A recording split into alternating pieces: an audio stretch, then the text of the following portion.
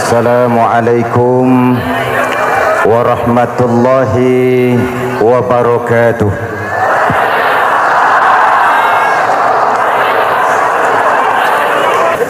Saudara-saudara hadirin yang saya hormati, yang berbahagia,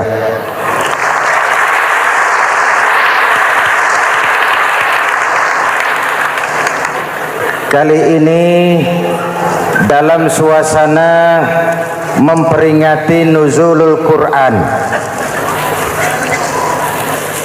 setiap penganut agama mempunyai kitab-kitab yang suci atau dianggap sebagai suci. Semua agama. Orang Nasrani punya kitab Injil, orang Yahudi punya kitab Taurat, orang Hindu punya kitab Weda, orang Buddha punya kitab Tripitaka, pengikut Konghucu punya kitab Tao Te Ching, orang Majusi pengikut Zoroaster punya kitab Zen Avesta, orang kebatinan punya kitab Serat Centani, Hidayat Jati atau Darmo Gandul. Kita umat Islam oleh Allah diberikan Al-Quran yang kita yakini sebagai kitab suci. Kunon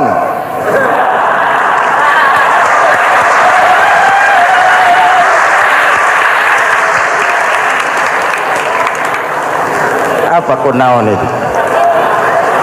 Kenapa sih kita yakin Quran itu kitab suci? Pertama, ajarannya sesuai dengan fitrah manusia. Suatu kitab dinamakan suci kalau konsep ajarannya sesuai dengan fitrah.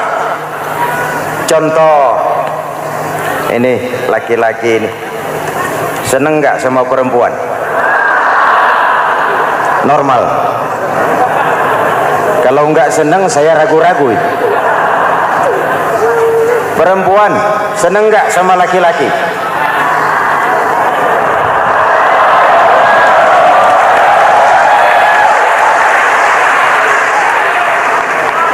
Ini fitrah. Laki-laki suka perempuan, perempuan suka laki-laki. Quran memahami itu. Hai laki-laki, kau senang dengan perempuan. Hai perempuan, kau suka dengan laki-laki. Oke, lewat sini, lewat pintu yang disebut nikah. Kalau kitab suci melarang nikah, itu bertentangan dengan fitrah manusia. Maka dalam Quran, mulai dari umat sampai ulama dan segala profesi dianjurkan nikah. Kalau kiai tidak boleh nikah, saya pilih mengundurkan diri, Pak.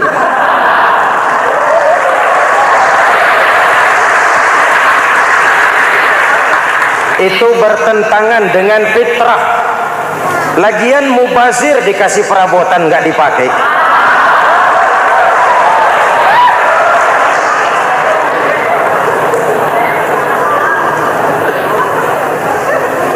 Fitrah.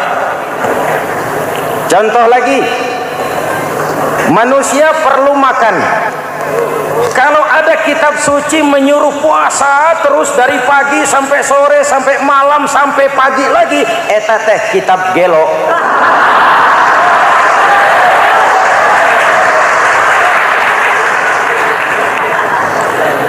Quran sesuai dengan fitrah. Puasa mulai dari imsak sampai datang waktu maghrib. Puasa ngebleng dari pagi sampai sore sampai malam merusak kesehatan. Malam berpuasa boleh bergaul dengan istri. Kenapa? Fitrah. Kalau siang tidak boleh, malam tidak boleh, sebulan penuh panas kepala.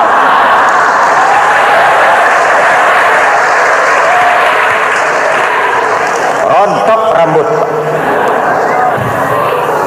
Hadirin yang saya hormati, itu yang pertama. Yang kedua, kita yakini Quran sebagai kitab suci karena isinya tidak saling bertentangan, konsekuen, konsisten. Kalau ada satu kitab, di satu ayat mengajarkan Tuhan Esa, di lain ayat mengajarkan 3, liar eta mah. Bagaimana kitab suci isinya paradoks? Bagaimana kitab suci isinya saling bertentangan? Di ayat manapun sekali Quran berkata Allah itu Esa, selamanya Esa. Isinya tidak saling bertentangan. Lalu yang ketiga, kita yakini Quran kitab suci karena dia bersih dari intervensi manusiawi. Sejak turunnya Al-Quran menantang, jikalau kamu ragu terhadap Quran yang kami turunkan kepada hamba kami Muhammad, kamu anggap itu cuma bikinan Muhammad. Kalau Muhammad bisa, kamu tentu bisa.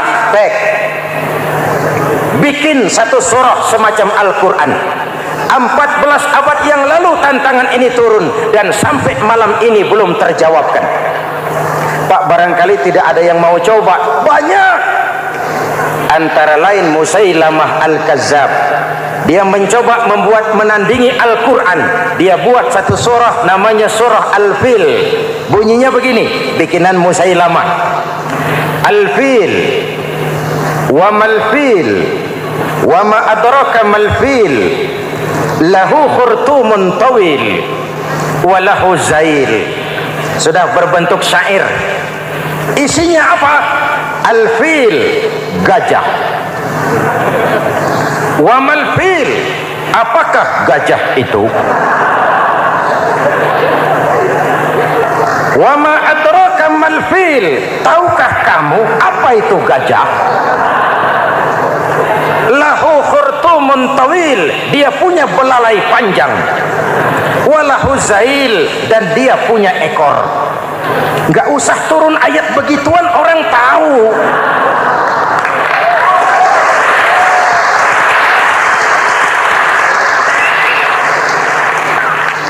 Kalau redaksi mendekati, maka isi jauh panggang dari api. Kitab suci bersih dari campur tangan manusiawi. Maka Al-Quran, ke bahasa apapun dia diterjemahkan, naskah aslinya tetap ikut.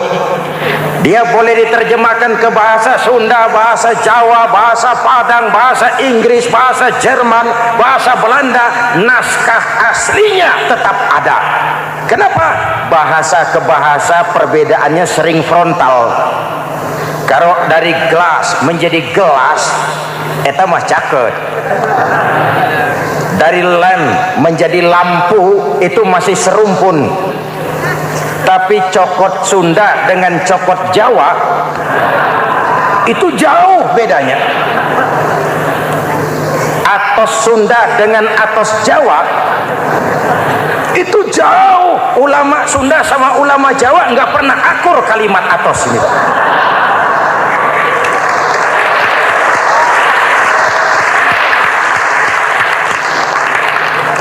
Inilah kebenaran janji Allah, inna nahnu nazzalna dzikra wa inna lahu lahafizun. Kami yang turunkan Al-Quran, kami yang akan menjaganya. Ribuan orang hafal Al-Quran. Lalu apa pesan-pesan misi utama Al-Quran? Pertama, menegakkan tauhid. Ini yang lebih dahulu, membentuk kualitas sumber daya manusia dengan menanamkan nilai-nilai keimanan, membebaskan dari ketergantungan kepada benda. Ya ayyuhan nasu ubudu rabbakumul ladzi khalaqakum. Hai manusia, Tuhanmu yang perlu kau sembah hanyalah Tuhan yang telah menciptakan kamu. Jangan menyembah Tuhan yang tidak pernah menciptakan kamu. Mengapa kau menyembah harta padahal dirimu lebih berharga dari harta?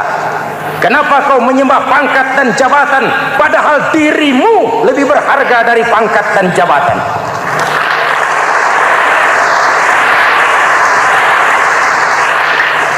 Diajak rasio berpikir, Tuhanmu yang perlu kau sembah hanyalah Tuhan yang menciptakan kamu.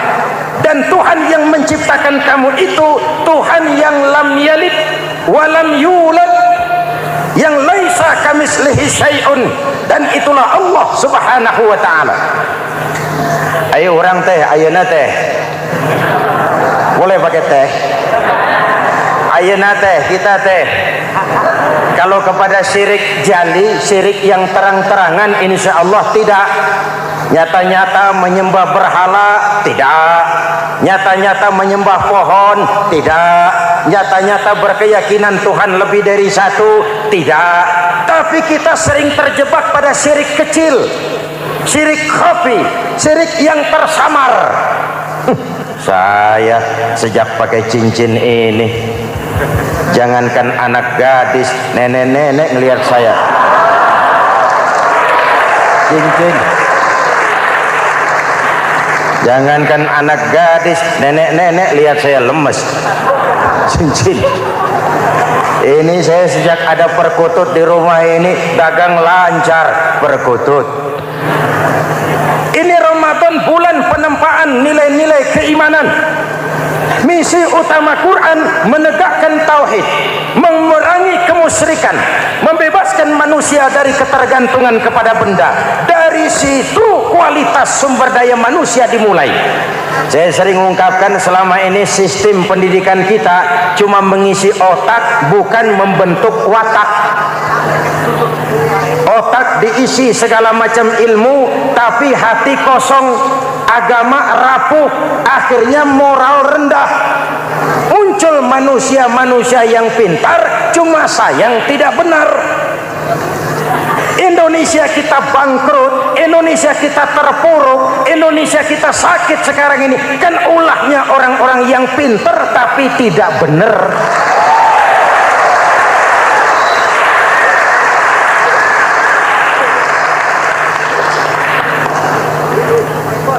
Saya bicara kayak begini, ini bukan pidato politik, ini nurani politik naon kadut.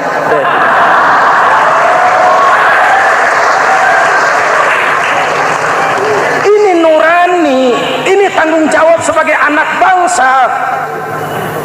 Ibu bapak, saudara-saudara hadirin yang saya hormati, Rasul kalau masuk sepertiga yang akhir, sing-singkan lengan baju, hamparkan sajadah, lebih banyak di masjid daripada di rumah. Itu Rasul. Maka sepertiga yang akhir masjid makin ramai. Lihat Masjidil Haram. Lain dengan kita. Sepertiga yang akhir masjid mulai mengalami kemajuan. Safnya makin maju.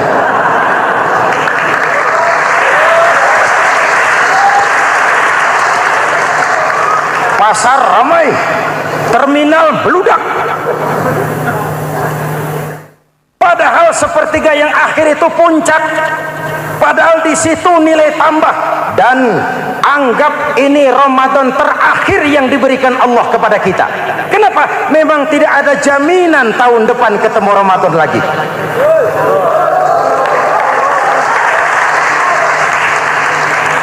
Ini Ramadan terakhir yang diberikan Allah kepada kita.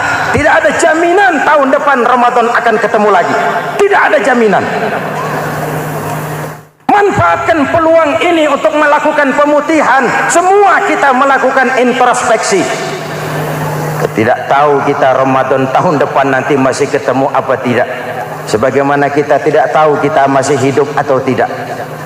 Hadirin yang saya hormati, misi kedua Al-Quran, persaudaraan, kebersamaan atas dasar keadilan dan kebenaran. Manusia bersuku-suku, ya. Manusia berbangsa-bangsa, memang itu diakui oleh Al-Quran. Inna khalaqnakum min dzakari wa untha wa ja'alnakum syu'uban wa qabaila. Kami ciptakan kamu dari laki-laki dan perempuan. Kami jadikan kamu bersuku-suku dan berbangsa-bangsa. Apa tujuannya? Agar kamu saling mengenal satu dengan yang lain. Persaudaraan, kebersamaan atas dasar keadilan dan kebenaran. Yang terlepas dari ras. Dari manapun orang datang, apapun warna kulitnya, dari suku apapun ia dilahirkan, kalau akidahnya sama, itu kan saudara kita.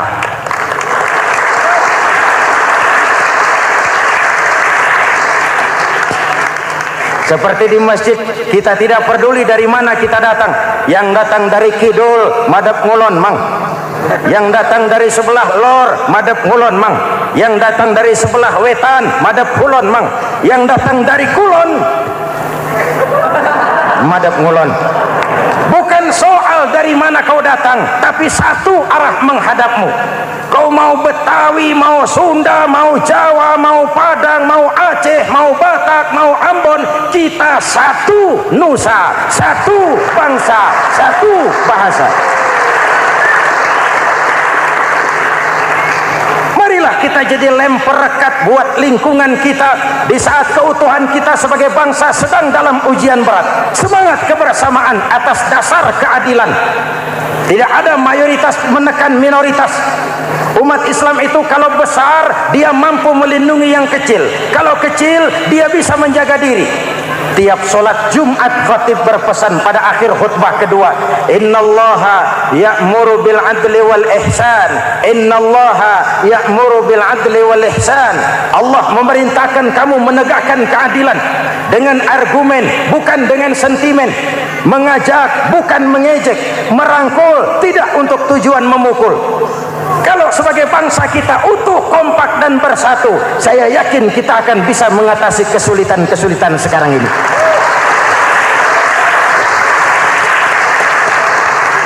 Kan kita prihatin kadang-kadang tawuran antar desa, antar RT, antar RW, antar kecamatan, sampai antar elit di atas.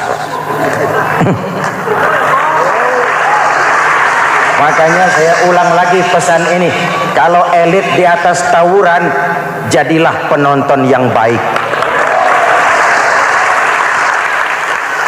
Saudara-saudara kaum muslimin yang saya cintai, kita prihatin, kita seakan tercabut dari akar budaya kita sebagai bangsa.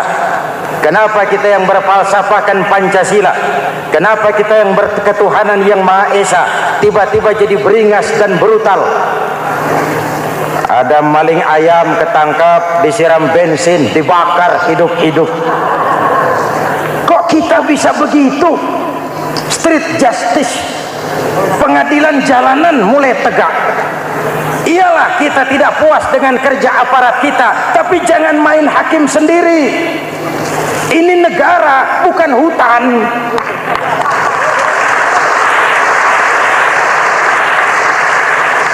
Jangan mencegah kemunkaran dengan menegakkan kemunkaran baru. Oleh hal-hal yang sepele yang mestinya kita bisa mencari jalan keluar dengan baik. Ayo luruskan saf, rapatkan barisan, satukan langkah, tautkan hati. Kita satu umat yang satu, diikat oleh Al-Quran. Hanya dengan kebersamaan kita akan mampu menata hari esok yang lebih baik atas dasar keadilan dan kebenaran. Dulu teh Muhammad Toha teriak takbir ngadepi Belanda. Bung Tomo teriak takbir ngadepi Belanda. Ayeuna takbir ngadepi batur sadulur salembur. Nanaunan.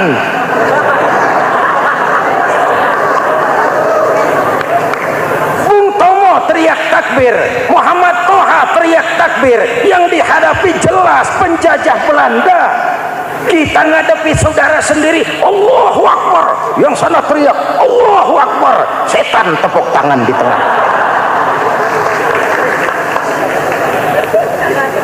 Yuk kita rukun, yuk kita kompak, yuk kita bersatu, yuk kita pulang, yuk.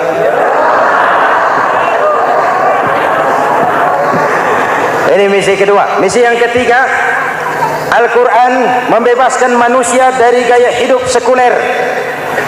Quran mengingatkan, awas bung, ada hidup sesudah mati, ada akhirat sesudah dunia. Lebih untung orang yang percaya akhirat daripada yang tidak. Paling tidak hidupnya normatif. Contoh, saudara yakin akhirat ada, lalu saudara hidup baik-baik, menjauhi yang munkar, meninggalkan yang haram, saudara sujud, puasa, jihad, lalu saudara mati. Setelah mati ternyata akhirat tidak ada ruginya. paling kurang kita sudah dicatat sebagai orang baik. Sebaliknya, saudara tidak percaya sama akhirat, lalu hidup seenaknya, judi, mabuk, zina, nipu orang, korupsi, tenggelam dalam kemunkaran, lalu mati. Setelah mati ternyata akhirat ada. Kemana anjen? Lebih untung orang yang percaya akhirat ketimbang yang tidak. Hidupnya ada rem. Iya Pak, saya kepengen banyak uang, tapi kalau main judi nanti di akhirat bagaimana? Iya, saya kepengen jadi orang kaya, tapi kalau korupsi, nipu orang, buka peternakan tuyul, nanti di akhirat bagaimana? Gaya hidup yang berkeseimbangan, ada hidup sesudah mati dan ada akhirat sesudah dunia. Yang keempat, Quran membebaskan manusia dari belenggu kebodohan. Quran ayat yang pertama turun sudah berkata, Iqra, baca, kamu jangan jadi bodoh. Kebodohan menimbulkan kemiskinan, kemiskinan mendekatkan kepada kekufuran. Yang kelima, ini kado buat ibu-ibu, Quran mengangkat harkat, derajat dan martabat kaum wanita. Sebelum Quran turun, sebelum Islam datang, nasib wanita sangat menyedihkan. Dilahirkan hanya untuk melahirkan. Kalaupun berperan, peranannya tidak lebih segitiga. Dapur, sumur, kasur. Kasur, sumur, dapur. Dapur, sumur, kasur. Wanita dilecehkan, sekadar alat pemuas nafsu. Datang Islam, Rasul terenyuh, An-nisa imadul bilad. Wanita adalah tiangnya negara. Jikalau baik wanita, baik negara. Jikalau rusak wanita, hancur negara. Karena wanita, negara jaya. Betul? Karena wanita, negara hancur.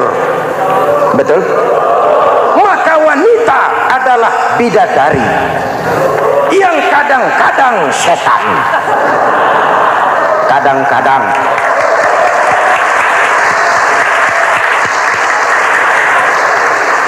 Ini yang hadir di sini bidadari semua.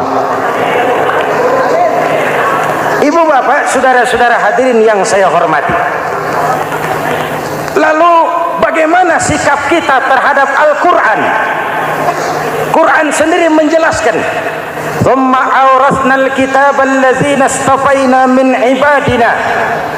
Kemudian kami wariskan kitab Al-Quran yang kami pilih buat hamba-hamba kami yang terpilih. Luar biasa. Umatnya umat pilihan, Rasulnya Rasul pilihan, kitabnya pun kitab pilihan. Kami wariskan Al-Quran kepada hamba-hamba kami yang kami pilih. Bagaimana sikap mereka setelah menerima Al-Quran? Terbagi tiga. Pertama, faminhum zalimun linafsihi. Di antara mereka ada yang setelah menerima Al-Quran lalu zalim kepada dirinya sendiri. Diterimanya Al-Quran dengan lidahnya, tapi ditolak dengan perbuatannya. Mulutnya menjunjung Al-Quran, perbuatannya menginjak Al-Quran. Quran bilang ke barat, dia pergi ke timur. Quran bilang ke selatan, dia berangkat ke utara. Quran bilang haram, dia terjang. Quran bilang halal, dia tidak mau. Orang seperti itu tidak zalim kepada Allah, tapi zalim kepada dirinya sendiri. Mudah-mudahan kita yang termasuk golongan ini. Amin. Yang kedua, wa minhum muqtasid. Di antara mereka ada yang menerima Quran 50-50. Separuh-separuh. Yang enak dilaksanakan, yang berat ditinggal. Padahal pada sisi lain Quran mengajarkan masuklah ke dalam Islam secara total. Kafah, jangan separuh-separuh. Ini watak munafik. Kalau dilihat Islam menguntungkan, rame-rame teriak Islam. Ketika diminta berjihad, diminta berkorban, diminta zakat, rame-rame mengundurkan diri. Saya bangkrut Pak, saya miskin Pak, saya pailit Pak. Mental itu dalam awal-awal Baqarah dijelaskan. Kullama adha'a lahum masyaw fi wa idza adlama alaihim qamu. Kalau terang mereka berangkat, kalau gelap mereka mandek. Itu ciri orang munafik beragama. Kalau Islam menguntungkan, rame-rame teriak Islam. Ketika diminta berjihad, berkorban, berjuang, rame-rame mengundurkan diri. Muqtasid. Golongan yang ketiga, ini yang ideal. Wa minhum sabiqum bil khairati biiznillah. Di antara mereka ada yang setelah menerima Al-Quran lalu berlomba-lomba mengamalkannya, berlomba-lomba melaksanakannya. Jangan sampai yang baca Quran dengan suara merdu dapat piala, yang mengamalkan Quran dengan konsekuen dapat penjara.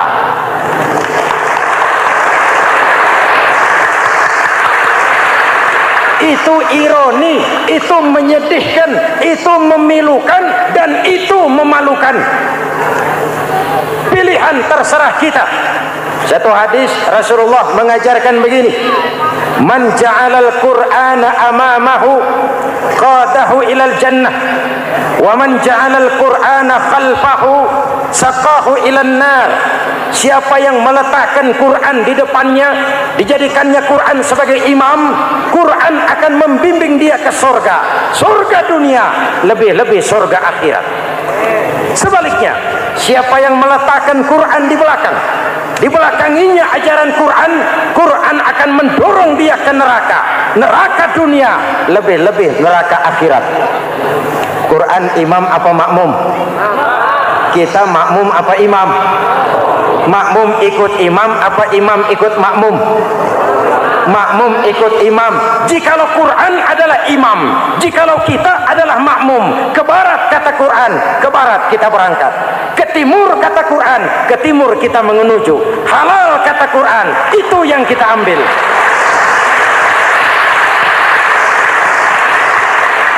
Mari kita jadikan Ramadan sebagai bulan di mana sedikit demi sedikit kita berupaya kembali menjadi generasi yang Qur'ani. Rasulullah pernah ditanya, kalau Tuhan wafat ya Rasul, kemana kami minta nasihat? Aku tinggalkan kamu dua nasihat. Satu yang diam saja, satu yang bisa bicara. Yang bisa bicara apa ya Rasul? Al-Quran. Minta nasihat Quran. Yang diam saja apa ya Rasul? Maut. Dalam hidup ada dua nasihat. Nasihat yang bisa bicara, Al-Quran. Nasihat yang diam saja, maut. Mau dagang, minta nasihat Quran. Mau bertetangga, minta nasihat Quran. Itu nasihat. Nasihat yang kedua, diam saja, tahu-tahu datang maut. Makanya anggap ini Ramadan terakhir yang diberikan Allah kepada kita, karena tahun depan tidak ada jaminan kita bertemu Ramadan. Manfaatkan 10 yang akhir untuk meningkatkan nilai ibadah kita kepada Allah Subhanahu wa taala. Bahwa seorang pengikut menyesuaikan tingkah laku, gaya hidup dengan orang yang diikutinya. Jangankan di dunia ini, di akhirat nanti identitas ini akan dimintakan pertanggungjawaban jawab dan akan ditanyakan kepada kita. Sekurang-kurangnya menjadi pengikut rombongan orang besar merupakan suatu nikmat. Paling tidak kita bisa numpang mujur. Kalau saya berangkat ke Bali ikut rombongan Pak Menteri misalnya, saya bisa bebas timbangan, tas saya tidak usah diperiksa-periksa barangkali. Kenapa? Ini rombongannya Pak Menteri, numpang mujur. Itu sekurang-kurangnya. Tetapi tentu untuk menjadi anggota rombongan Pak Menteri ini kan harus ada tanda, ciri-ciri atau yang disebut identitas. Kalau kita mengaku dan memproklamirkan diri sebagai umat Nabi Muhammad, sebagai pengikut beliau, apa sih identitasnya, ciri-cirinya? Inilah yang akan kita bicarakan pada kesempatan ini, bersumber dari surah Al-Fatah ayat 29. Allah Subhanahu wa taala menjelaskan Muhammadur Rasulullah, bahwa Nabi Muhammad itu adalah utusan Allah. pesuruh Allah, walladzina ma'ahu, dan orang-orang yang bersamanya, orang yang mengikuti ajarannya, para sahabatnya, kita ini para pengikutnya, mempunyai ciri atau identitas. Dalam ayat ini ada 5 ciri yang dijelaskan. Pertama, asyidda'u 'alal kuffar. Pengikut Nabi Muhammad bersikap tegas kepada orang-orang kafir. Apa artinya tegas di sini? Saudara-saudara, tegas di sini artinya bukan main marah-marahan, tidak ngajak berkelahi, bukan juga menantang perang. Tegas di sini artinya mempunyai prinsip, mempunyai garis yang nyata di dalam keyakinan beragama. Garisnya apa? Tidak lain, lakum dinukum waliyadin. Bagi Tuhan agama Tuhan, bagi kami agama kami. Silahkan Tuhan melaksanakan agama Tuhan, kami akan melaksanakan agama kami. Kami menghormati Tuhan, Tuhan pun menghormati kami. Tetapi soal agama tidak usah dicampur adukkan. Identitas semacam ini perlu kita tegakkan kembali. Sebab apa? Sebab di zaman sekarang orang mulai mengaburkan nilai-nilai kebenaran dari agama, yang pada akhirnya menanamkan sikap ngambang terhadap agama. Misalnya kita ini dibuai dengan kalimat yang kelihatannya bagus tapi sebenarnya mengandung racun. Kata orang, jangan fanatik, semua agama kan bagus, semua agama benar, semua agama thayyib. Terus terang saja, saya bukan tidak setuju dengan kalimat itu. Saya beranggapan kalimat itu belum sempurna. Semua agama benar, jangan titik di situ, itu baru sekedar koma. Semua agama benar, koma, bagi penganutnya masing-masing, titik. Semua agama baik, koma, bagi penganutnya masing-masing, titik. Bagi kita yang muslim, yang benar Islam. Dan seorang muslim yang berani membenarkan semua agama, seorang muslim yang berani berkata semua agama benar, sekurang-kurangnya munafik kalau tidak menjadi murtad. Wah Pak, itu namanya fanatik dong. Betul. Yang tidak boleh kan fanatik kepada suku, yang tidak boleh kan fanatik kepada guru, tapi fanatik kepada agama dalam arti berpegang teguh kepada agama merupakan bagian daripada kehidupan beragama. Hanyalah kalau umat Islam ini fanatik dengan agamanya, dia akan konsekuen, baik melaksanakan, mengamalkan maupun mengembangkan agamanya. Saya cinta kepada suku saya, tapi tidak lalu fanatik. Cinta suku boleh, fanatik kepada suku salah. Cinta kepada guru bagus, fanatik kepada guru jelek. Cinta kepada agama bagus, fanatik kepada agama wajib. Hanya dengan fanatik kepada agama orang konsekuen. Yang jelek itu kan kalau sudah fanatisme kesukuan. Contoh, misalnya mentang-mentang orang Sunda, lalu ngomong saya ogah dengerin ceramah. Kenapa? Ustaznya bukan orang Sunda sih. Ini nggak bener, emangnya Nabi Muhammad kelahiran Ciamis? Kan tidak.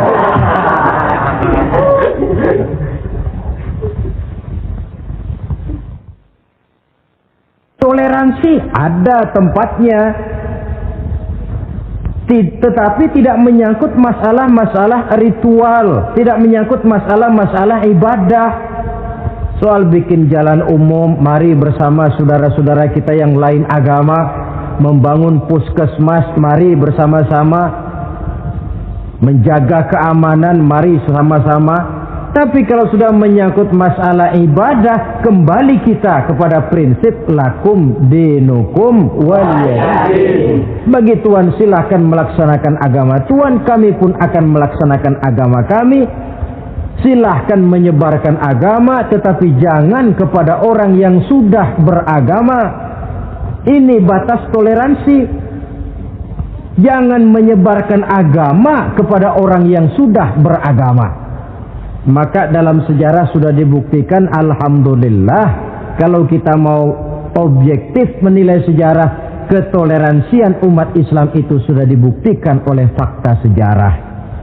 Tetapi tanpa harus mengorbankan nilai-nilai akidah, keyakinan-keyakinan yang harus kita jaga dan kita pertahankan. Taruhlah kita sekarang masih sanggup berkata dan berpendirian semacam itu. Anak kita, keturunan kita, generasi yang akan datang, jikalau ditanamkan rasa ngambang terhadap agama, lambat laun akan makin tipis nilai-nilai religius itu melekat di dalam jiwanya. Dan akibatnya akan rawan kemajuan macam apapun, modernisasi macam apapun, kalau sudah terlepas dari kaitan kehidupan beragama, tidak akan banyak menolong untuk mensejahterakan umat manusia. Asyidda'u 'alal kuffar, bersikap tegas kepada orang-orang kafir. Ini sikap yang pertama, identitas yang pertama. Yang kedua, ruhama'u bainahum, kasih sayang kepada sesama mereka. Kalau kepada orang kafir tegasnya bukan main, tapi kembali ke dalam, kembali kepada sesama muslim, kasih sayang setengah mati. Saling asah, saling asih, saling asuh, saling mengalah buat kepentingan yang lain. Ini sudah dicontohkan dalam sejarah ketika Rasulullah dan para sahabat hijrah ke Madinah. Orang Madinah yang menyambut kedatangan orang Mekah itu kan disebut Ansor. Betul apa betul? Lah orang Makkah ini yang hijrah ke Madinah disebut kaum Muhajirin. Apa orang Madinah menyambut kedatangan orang Makkah itu mentang-mentang orang asli Madinah lalu tolak pinggang? Kamu kemari pendatang ya, awas jangan bertingkah. Tidak. Masing-masing malah mencari saudara. Karena apa? Persaudaraan dalam Islam diikat dengan akidah. Artinya ini dari manapun orang datang, apapun warna kulitnya, bahasa apapun yang dia pakai, jikalau akidahnya sama, dia saudara kita. Hadirin, terus terang saja ya, banyak orang-orang yang tidak senang kalau melihat umat Islam sampai bersatu. Maka segala macam cara mereka lakukan agar kita jangan bersatu.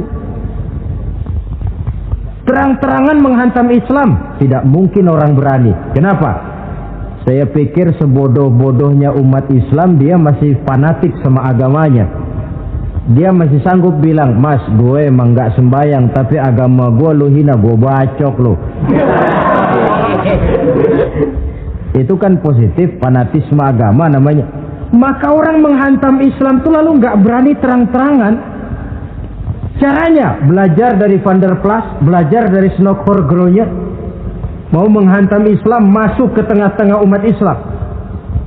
Pakai peci, kalau perlu pakai sorban, pakai sorban. Nggak bisa assalamualaikum, latihan assalamualaikum, hantam Islam dari dalam. Caranya, kalau perlu dibuatkan merek-merek Islam, yang mereknya Islam tapi tujuannya bikin kacau dalam Islam. Muncullah yang namanya Islam ingkar sunnah, muncul yang namanya Islam sejati, Islam, mereknya Islam, tujuannya bikin kacau dalam Islam. Kalau dia sudah mengkafirkan orang lain yang tidak sepaham dengan dia, tidak mau bermakmum kepada orang yang sepaham dengan dia. Kalau cara ini tidak kena, mereka putar lagu lama. Apa lagu lama itu? Lagu khilafiyah. Lagu lama itu supaya kita sengketa sesama kita, mempersoalkan hal-hal kecil, waktu terbuang, energi habis untuk mempermasalahkan hal yang tak pernah kunjung selesai. Sering kejadian toh di kampung-kampung, yang satu pakai usolli, yang satu tidak, lalu pisah RT. Yang satu azan sekali Jumatan, yang satu 2 kali, lalu bangun masjid lagi. Yang satu kunut, yang satu tidak, asah golok. Persoalan yang semacam ini sampai kiamat tidak akan kunjung selesai. Oleh karena itu potensi yang besar ini tidak tersalurkan dengan wajar karena kita centang perenang di dalam, tidak pandai menjaga kesatuan dan persatuan sebagai modal dasar untuk berbuat yang lebih baik. Adalah lebih baik kita ini mencari titik-titik persamaan dan bukan memperbesar pola perbedaan. Ruhama'u bainahum, kasih sayang sesama mereka. Imam Ghazali memberikan contoh, kun kal yadain wala takun kal uzunain. Hai umat Islam, hiduplah kamu seperti dua tangan, saling asah, saling asih, saling asuh, saling mengalah buat kepentingan yang lain.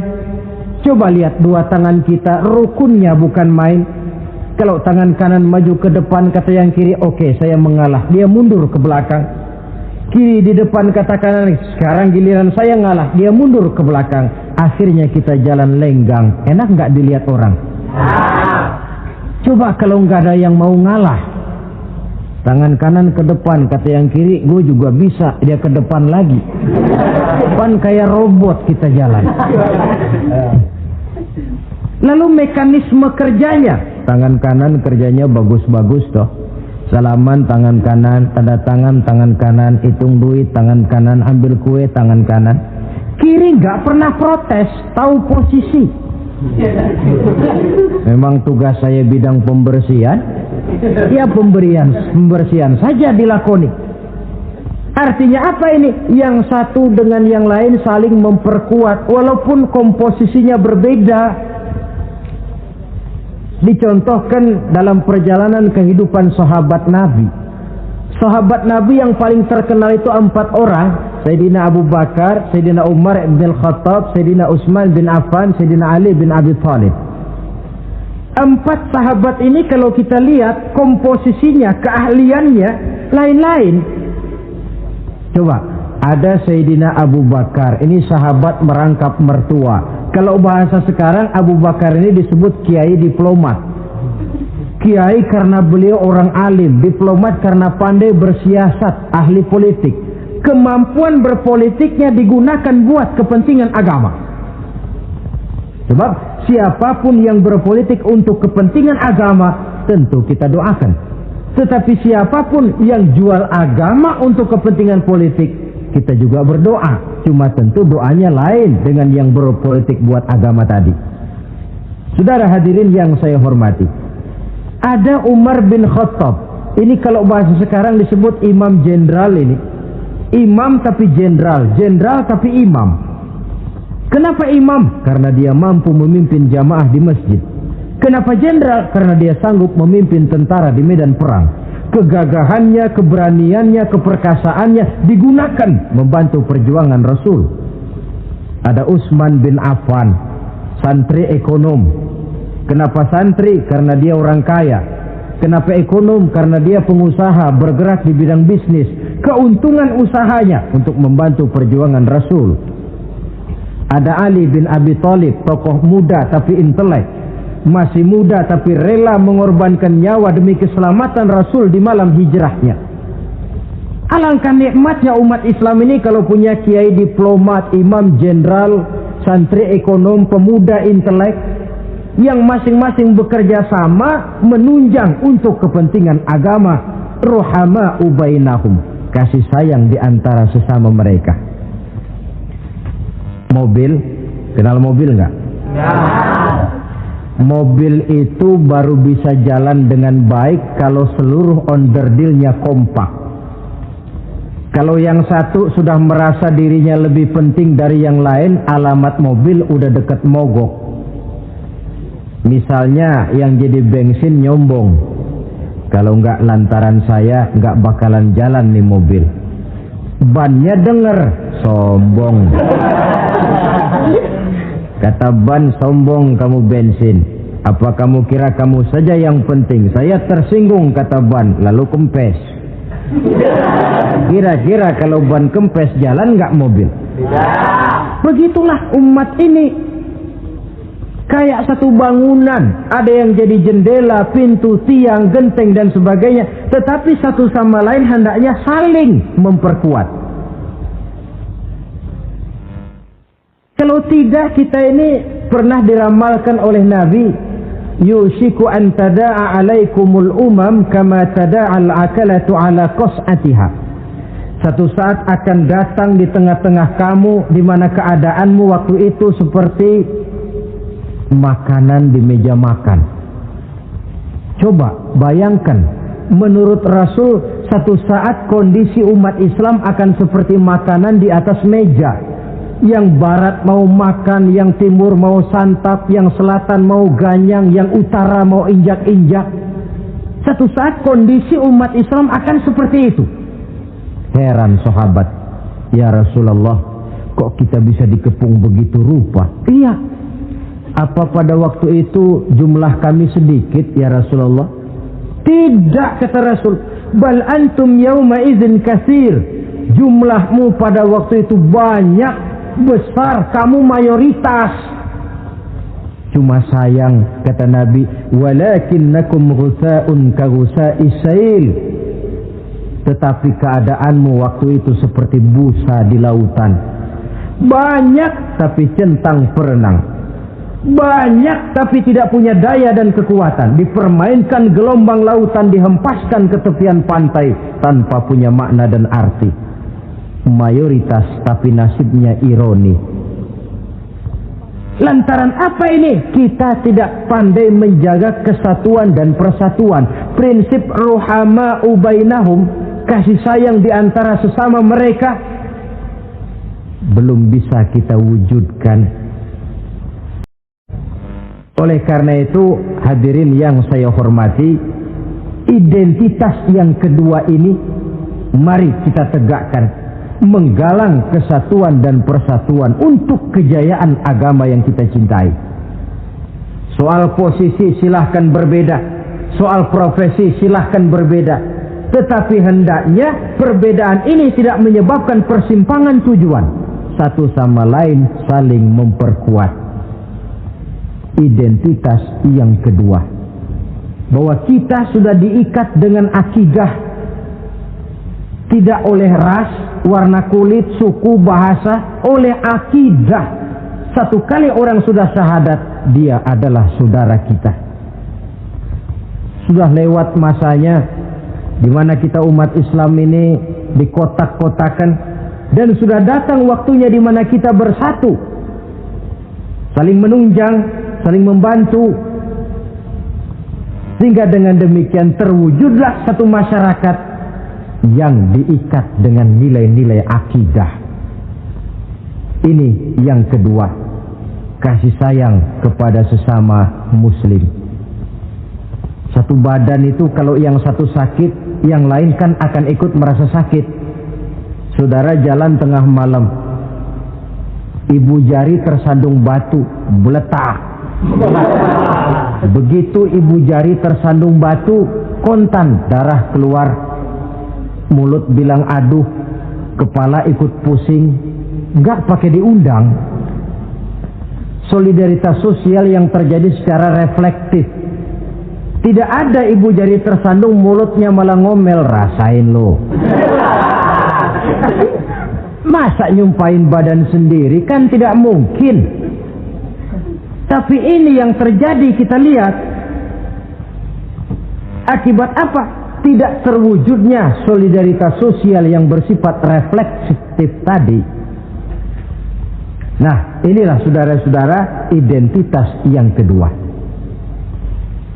Yang ketiga sekarang, pengikut Nabi Muhammad sallallahu alaihi wasallam itu cirinya yang ketiga, tarahum rukka'an sujjada.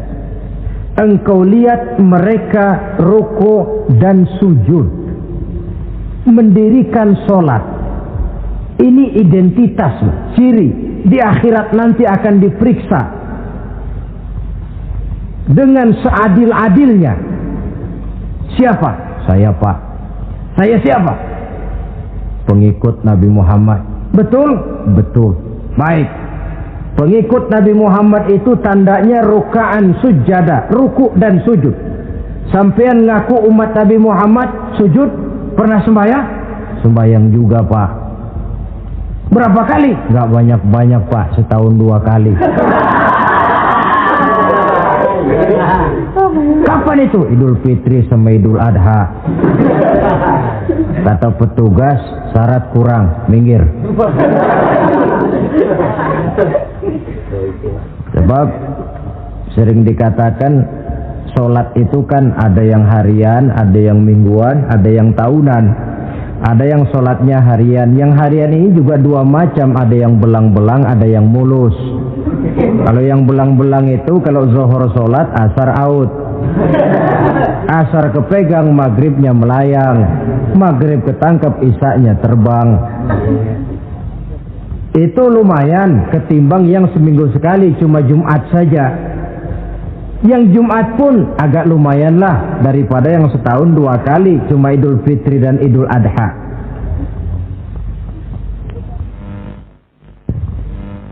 Tetapi bagaimanapun juga sholat ini memang merupakan keperluan dalam kehidupan kita. Ciri identitas yang memperkaya kepribadian. Pengikut Nabi orangnya ruku dan sujud. Sehingga di zaman sahabat tadi kondisi mereka digambarkan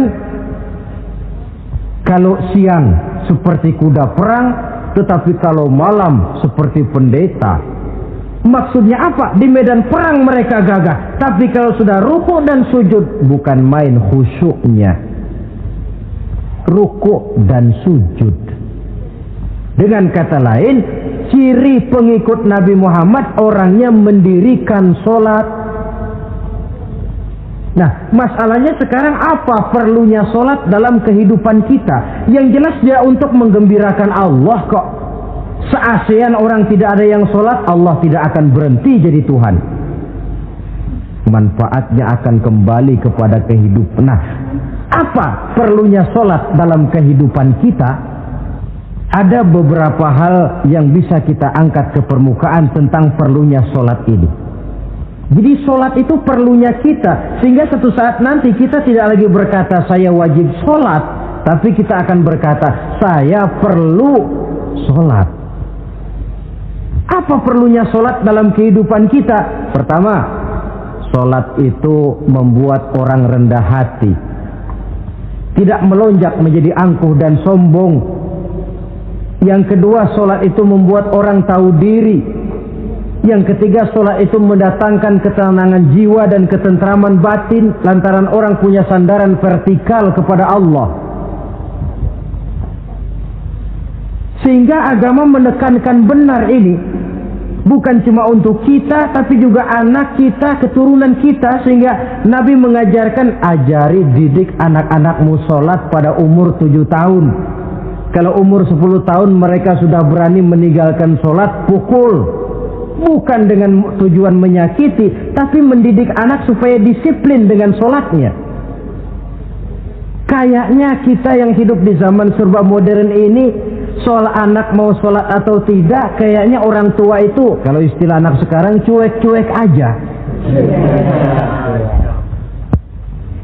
Jarang yang mengadakan inspeksi, pengecekan anaknya sudah sholat apa belum. Lalu sholatnya disiplin apa tidak. Jarang yang memberikan sugesti dan rangsangan supaya anaknya mendirikan sholat. Saya jarang mendengar orang tua muslim yang berkata, nak, kalau kau hafal Fatihah dengan artinya bapak beliin sepatu baru. Nak, kalau kau hafal juz amma, bapak beliin sepeda. Sugesti untuk hal-hal yang bersifat agama sangat langka. Tapi kalau sudah hal-hal yang bersifat umum, wah, nah, kalau kamu lulus nanti SD ya, kita piknik ke Tangkuban Perahu, lulus SMP tur ke Bali, lulus SMA piknik ke Singapura. Rangsangan dan dorongan, baguslah itu. Tetapi alangkah akan lebih bagusnya jika untuk hal-hal yang bersifat agama kita pun sanggup memberikan sugesti, rangsangan dan dorongan kepada anak-anak kita. Sehingga sejak kecil mereka sudah terbiasa dengan sholat. Sejak kecil mereka sudah disiplin dengan sholatnya. Sebab kalau tidak, kayu itu kalau mau dibengkokkan pada saat dia masih kecil, Kalau sudah besar baru mau dibengkokin, repot kayu itu. Membentuk orang soleh itu harus dimulai sedini mungkin. Karena itu salah satu fungsi solat Allah jelaskan, inna sholata tanha 'anil fahsya wal munkar. Bahwa solat yang dikerjakan dengan betul mampu mencegah manusia dari perbuatan yang keji dan munkar. Jadi dengan kata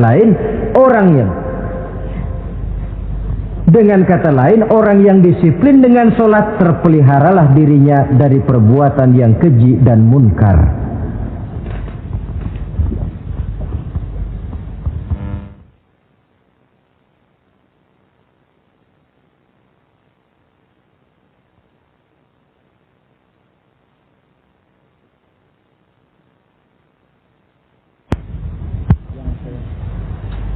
Hadirin yang saya hormati, suatu kenyataan barangkali yang memang tidak bisa kita pungkiri, bahwa kemajuan ilmu pengetahuan dan teknologi sekarang ini makin mengagumkan. Dunia seolah-olah telah dirombak oleh manusia dari sebuah daerah kosong menjadi gedung-gedung pencakar langit yang tinggi. Orang sudah bertandang ke bulan, dan dalam beberapa tahun mendatang boleh jadi akan bertandang pula ke planet-planet lainnya. Kekurangan air minum bisa diatasi dengan penyulingan air laut.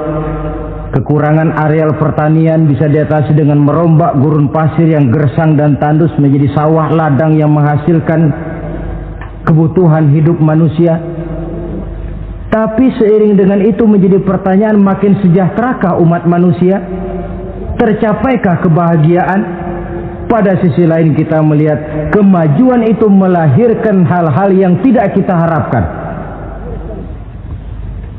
Apa yang kita sebut dengan penyakit dunia modern, yang rupanya makin banyak dokter, makin banyak juga penyakit, makin banyak rumah sakit, makin aneh nama penyakit.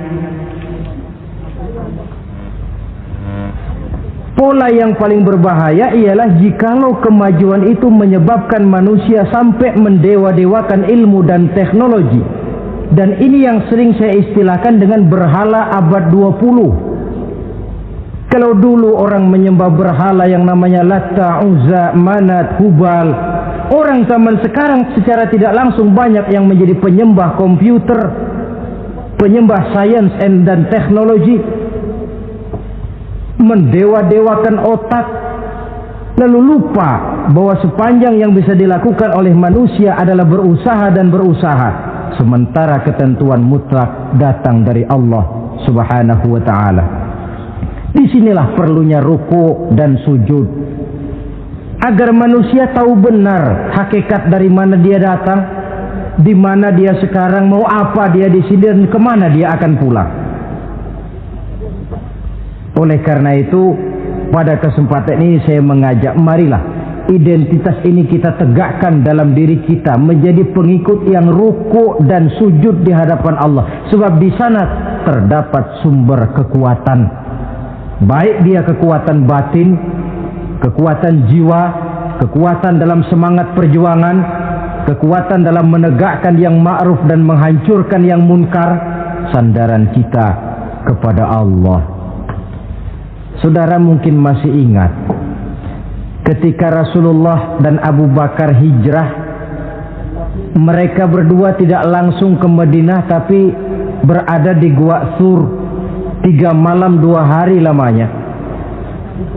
Orang kafir Quraisy yang mengejar sampai juga di mulut gua itu. Andai kata mereka menengok saja ke bawah, sudah kelihatan Nabi dan Abu Bakar, tapi mereka tidak menoleh.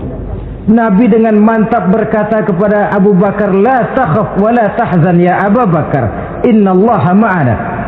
Abu Bakar, kau tidak usah takut, tidak usah sedih, Allah bersama kita. Ucapan ini mantap kalau diucapkan oleh orang yang ruk'an sujada, benar-benar sujud kepada Allah, mempunyai backing yang tidak kepalang tanggung, yang serba maha. Ya itu kalau memang saudara perlu cari backing, jangan kolonel tanggung.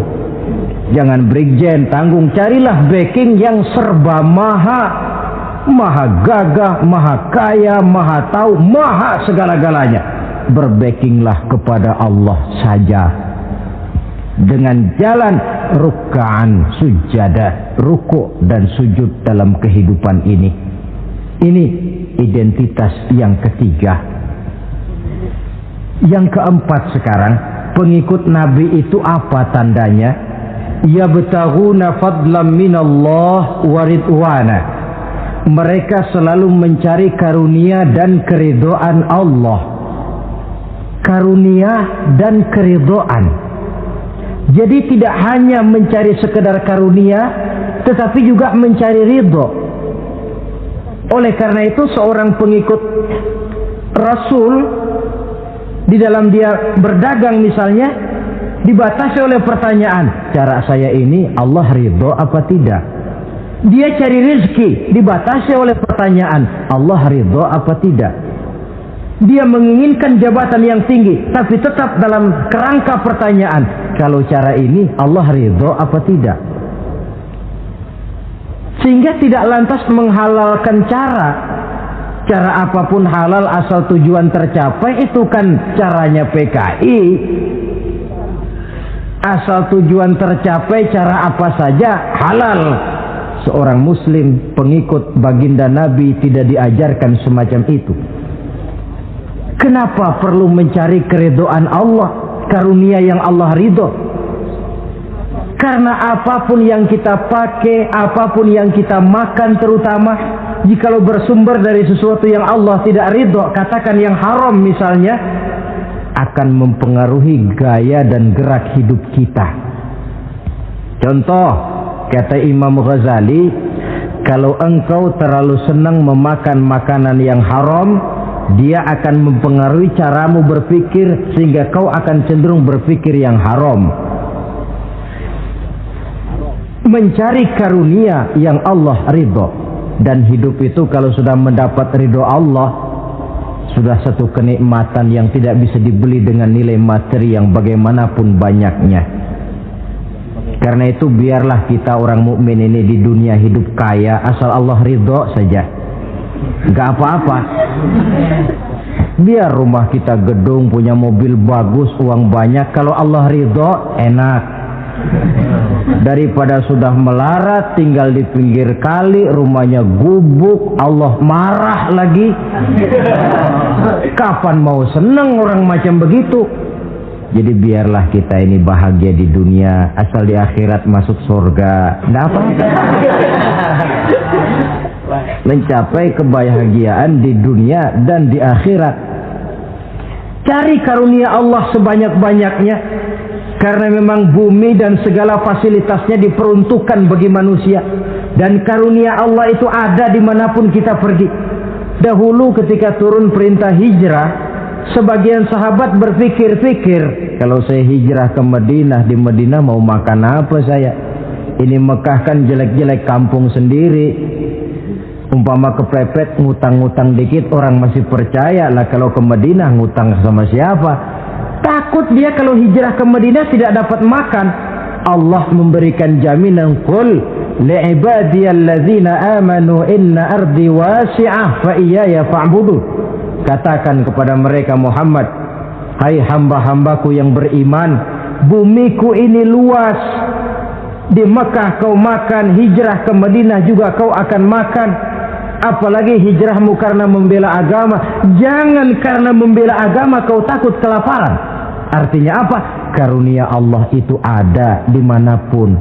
Kalau kita mau berusaha, tetapi jangan lupa usaha itu harus yang Allah ridho.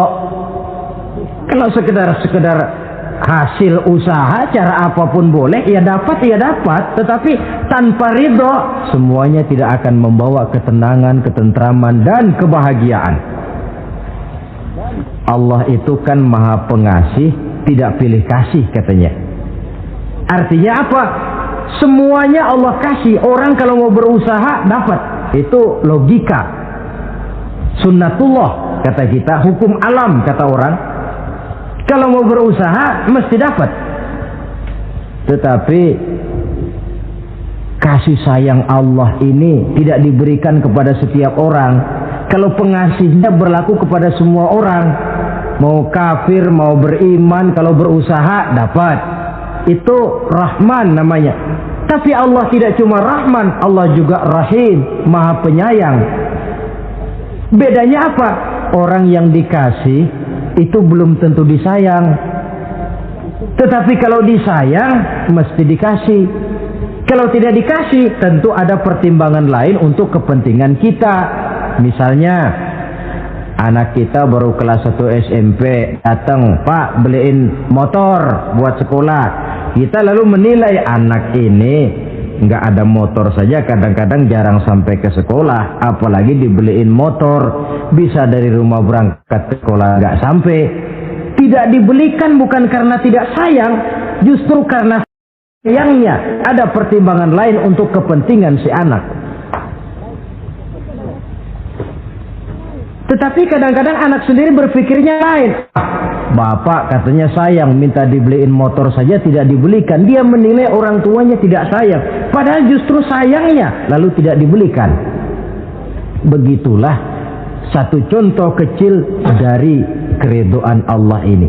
Jika Allah sudah memberikan ridhonya kepada kita, segala yang kita mau diberikannya. Kalau tidak juga diberikan, tentu ada manfaatnya untuk kemaslahatan kita. Allah Maha tahu. Misalnya orang mengeluh, saya akan sembahyang rajin, ngapa rezeki seret bener sih? Apa saya berhenti lagi sholat? Allah lebih tahu maslahatnya.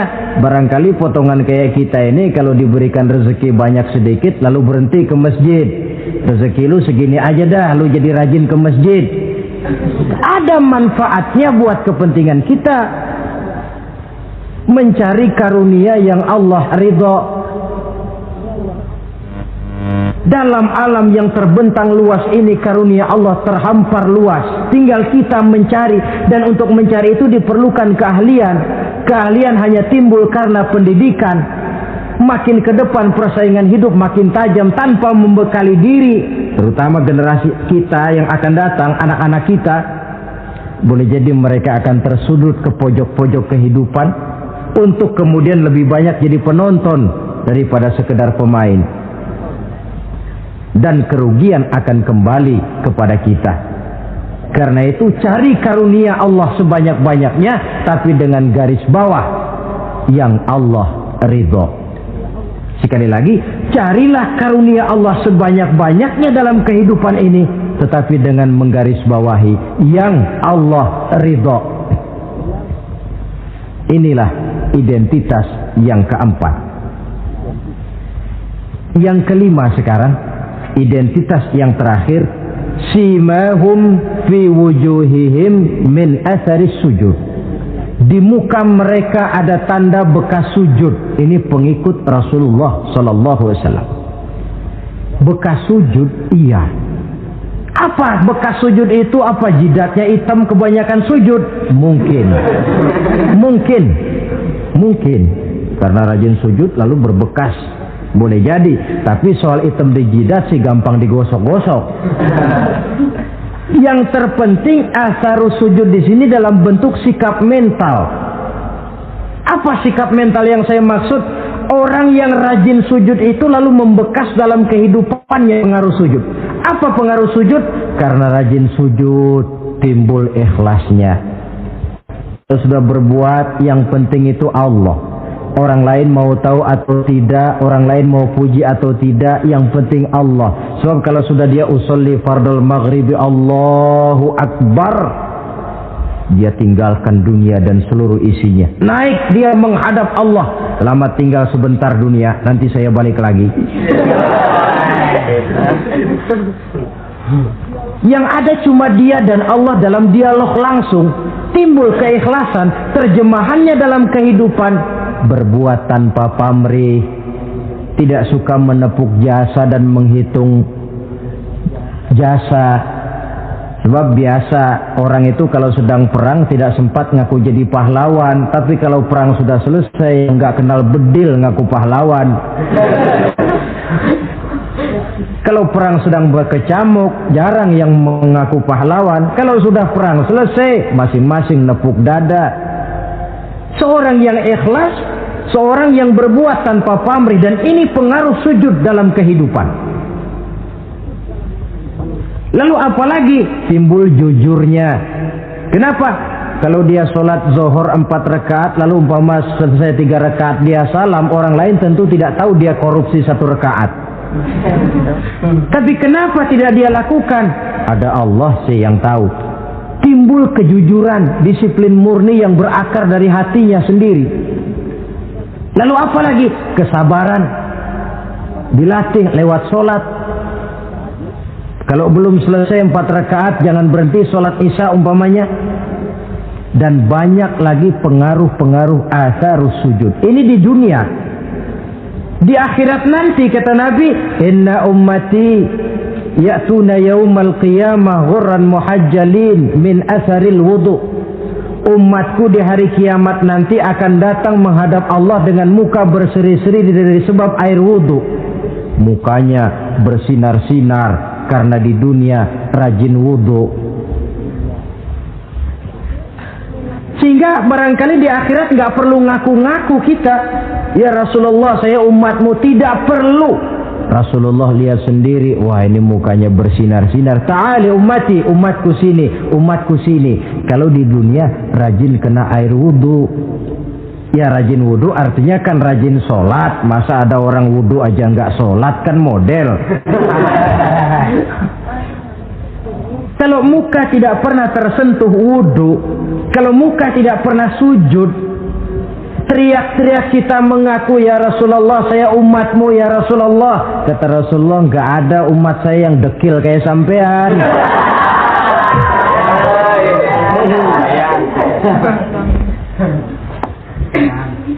Itulah sebabnya pada kesempatan ini saya mengajak, mari membiasakan diri berwudu.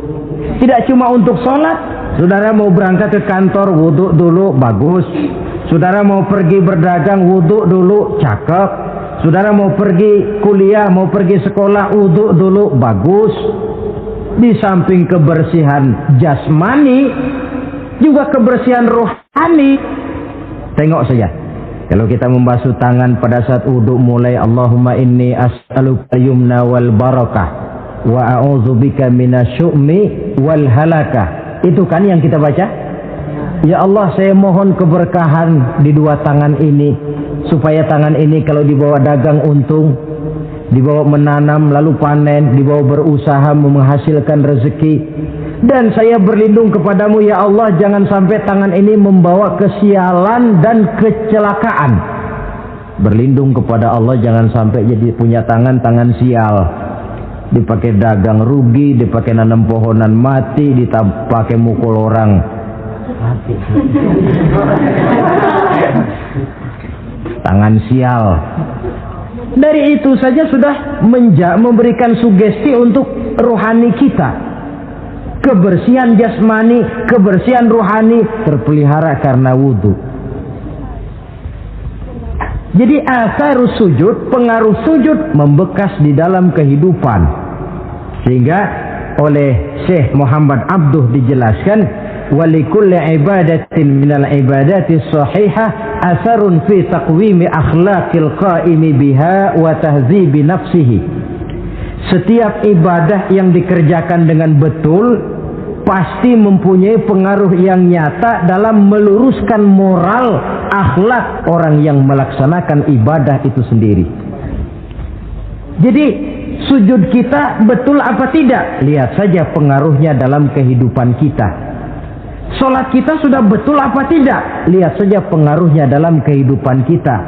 Kalau sujud ya sujud, tapi judi jalan juga, nah, sujudnya belum betul.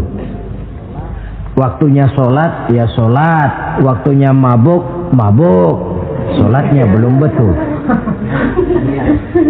Waktunya ruku ya ruku, giliran nyolong, sholatnya belum betul. Sebab sholat yang dikerjakan dengan betul, sujud yang dikerjakan yang punya pengaruh nyata dalam kehidupan, kelihatan bekasnya dari tingkah laku dan gerak kita. di dalam menelusuri kegiatan hidup ini. Maaf, dengan sedikit pahit barangkali kita memang harus berkata, masih banyak di antara kita umat Islam ini yang melaksanakan ibadah hanya dengan prinsip asal sekedar gugur kewajiban. Perkara ada pengaruhnya atau tidak dalam diri kita, kita malas untuk mengadakan evaluasi. Akibatnya ibadah yang kita kerjakan tidak mempunyai pengaruh dalam membentuk kepribadian kita. Orang yang mengucapkan syahadat ada pengaruh dalam jiwanya. Orang yang mendirikan sholat ada pengaruh dalam membentuk kepribadiannya. Orang yang melaksanakan puasa ada pengaruh dalam perkembangan jiwanya. Orang yang mengeluarkan zakat ada pengaruhnya dalam mengelola hartanya. Orang yang melaksanakan ibadah haji ada perubahan dalam kegiatan hidupnya. Dari yang negatif kepada yang positif tentunya. Simahum fi wujuhihim min athari sujud. Di muka mereka, di muka pengikut Rasulullah ini ada tanda pengaruh bekas sujud. Karena rajinnya dia melaksanakan sujud di dalam kehidupan ini. Nampak pengaruh yang nyata di dalam kehidupannya, dalam gerak dan tingkah lakunya. Saudara hadirin, ma'asyiral muslimin rahimakumullah.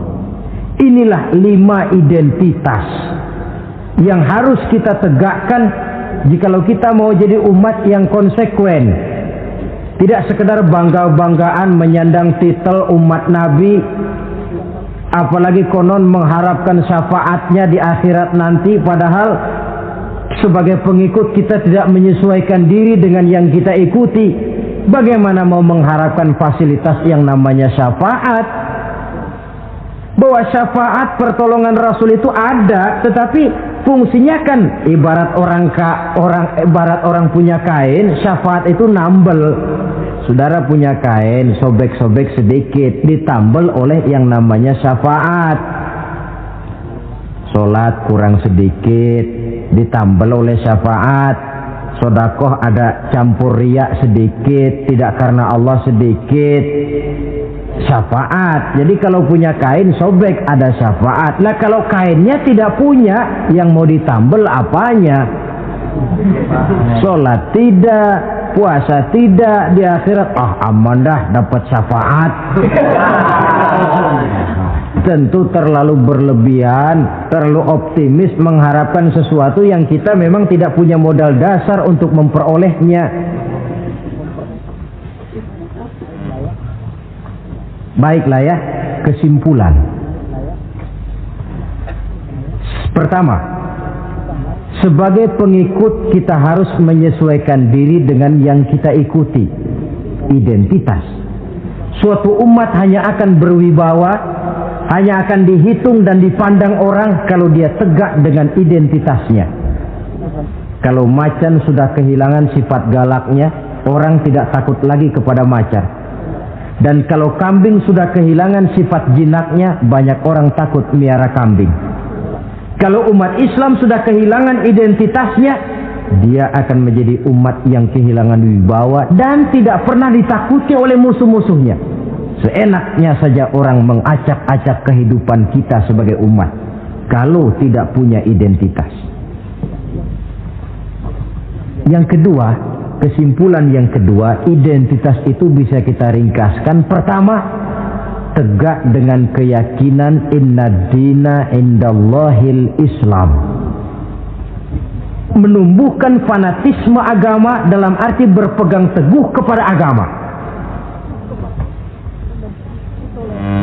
Menempatkan toleransi pada tempatnya yang wajar.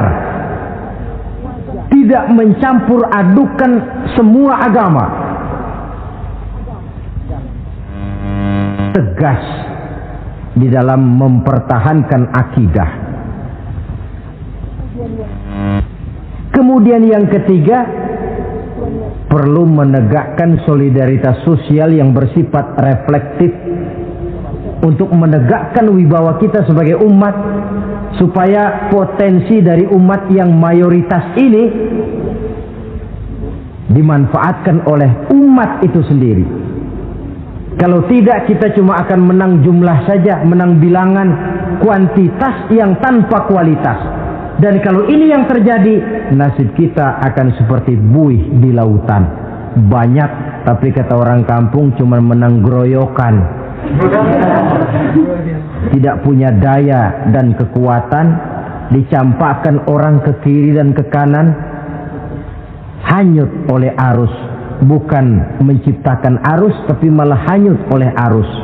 Bukan menciptakan model, tapi malah mengikuti model. Bukan menciptakan irama tersendiri, malah diatur oleh irama orang lain. Ini yang menyebabkan ironi. Tegaklah dengan kesatuan dan persatuan, dengan lebih memperbanyak mencari titik-titik persamaan dan bukan memperbesar titik-titik perbedaan. Yang keempat, rukuk dan sujud sebagai sandaran vertikal kepada Allah. Selama kita umat ini masih rajin rukuk dan sujud, selama itu pula nilai optimisme masih ada dalam jiwa dan diri kita. Ya Allah, persilahkan orang memperlakukan kami sesuka hatinya, tapi kami yakin ya Allah, Engkau tidak akan mendiamkan. Satu saat pertolonganmu mesti datang. Itu akan mantap kita ucapkan kalau kita melaksanakan rukuk dan sujud. Tertimpa tangga, jatuhnya sakit, ketipa tangga lagi, musibah yang beruntun. Rukuk dan sujud sebagai sandaran vertikal. Yang kelima, karunia Allah dan keredoan Allah jangan dipisah. Cari karunia sebanyak-banyaknya, tetapi dalam batas-batas yang diridhoi Allah. Sebab kalau tidak, karunia itu akan makin membuat kita jauh dari Allah. Ilmu karunia itu. Tapi kalau tidak diridhoi Allah, Nabi ingatkan, man izdada ilman wa lam yazdad huda, lam yazdad minallahi illa bu'da. Orang yang bertambah ilmu tapi tidak bertambah hidayah, dia hanya akan semakin jauh dari Allah. Jauh dari Allah menimbulkan kegersangan dalam jiwa, kepanasan dalam hati, sehingga jauhlah kita dari ketenangan hidup. Karunia yang Allah ridho, dan Islam melarang umatnya untuk berpangku tangan menunggu keajaiban dari langit. Berusaha, berikhtiar, berdoa, lalu bertawakal kepadanya. Yang terakhir, hendaknya ibadah yang kita kerjakan dievaluir, ditinjau kembali apa pengaruhnya dalam kehidupan kita. Sebab setelah selesai melaksanakan suatu ibadah, hendaknya nilai ajaran yang terkandung dalam ibadah itu bisa kita terjemahkan dalam kehidupan kita. Sehingga gerak kita dalam sholat dengan tingkah laku kita di luar sholat ada kesinambungan. Gerak kita di dalam bulan Ramadan dengan tingkah laku kita di luar Ramadan ada kesinambungan. Namanya ibadah yang kita kerjakan ada pengaruhnya dalam memperbaiki kehidupan kita. Dengan satu prinsip, ibadah itu kita kerjakan adalah kemanfaatannya kembali kepada kehidupan kita. Saudara hadirin yang saya hormati,